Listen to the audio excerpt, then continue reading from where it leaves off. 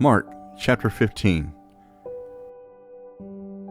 Immediately in the morning the chief priests with the elders and scribes and the whole council held a consultation, bound Jesus, carried him away, and delivered him up to Pilate. Pilate asked him, "Are you the king of the Jews?" He answered, "So you say." The chief priests accused him of many things. Pilate again asked him, "Have you no answer? See how many things they testify against you?" But Jesus made no further answer, so that Pilate marveled. Now at the feast he used to release to them one prisoner, whom they asked of him.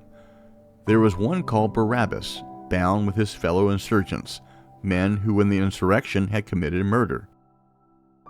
The multitude, crying aloud, began to ask him to do as he always did for them. Pilate answered them, saying, "Do you want me to release to you the king of the Jews?" For he perceived that for envy the chief priests had delivered him up. But the chief priests stirred up the multitude, that he should release Barabbas to them instead. Pilate again asked them, "What then should I do to him whom you call the king of the Jews?" They cried out again, "Crucify him." Pilate said to them, "Why?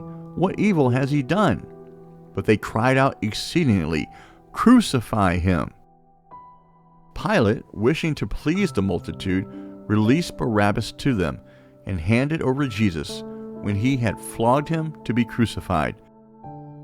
The soldiers led him away within the court, which is the praetorium, and they called together the whole cohort. They clothed him with purple, and weaving a crown of thorns, they put it on him. They began to salute him, "Hail, King of the Jews!" They struck his head with a reed, and spat on him, and bowing their knees did homage to him. When they had mocked him, they took the purple off him, and put his own garments on him. They led him out to crucify him. They compelled one passing by, coming from the country, Simon of Cyrene, the father of Alexander and Rufus, to go with them, that he might bear his cross. They brought him to the place called Golgotha, which is, being interpreted, the place of a skull. They offered him wine mixed with myrrh to drink, but he didn't take it. Crucifying him, they parted his garments among them, casting lots on them what each should take. It was the third hour, and they crucified him. The superscription of his accusation was written over him, "The King of the Jews." With him they crucified two robbers, one on his right hand and one on his left.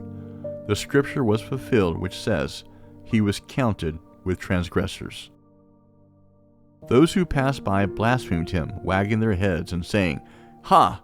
You who destroyed the temple and built it in 3 days, save yourself and come down from the cross." Likewise, also the chief priests, mocking among themselves with the scribes, said, "He saved others, he can't save himself.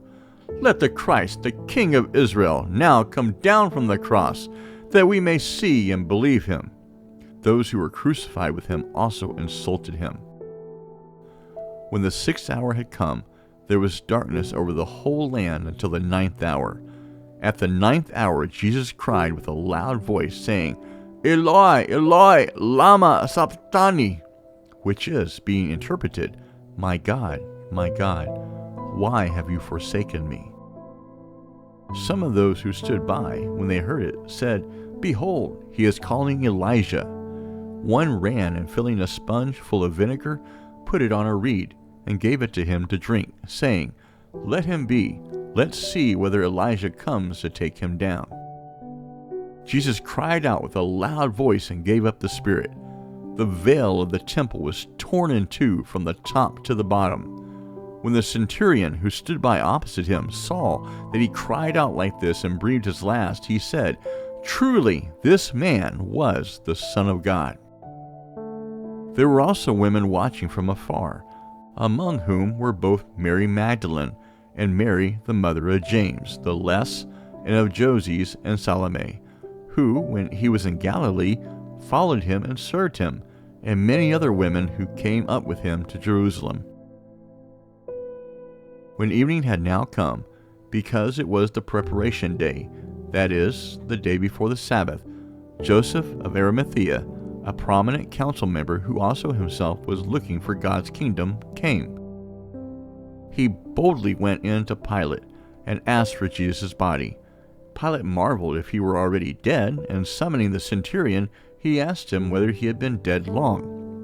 When he found out from the centurion, he granted the body to Joseph.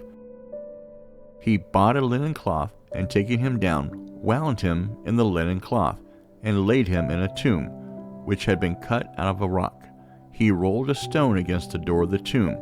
Mary Magdalene and Mary, the mother of Joses, saw where he was laid.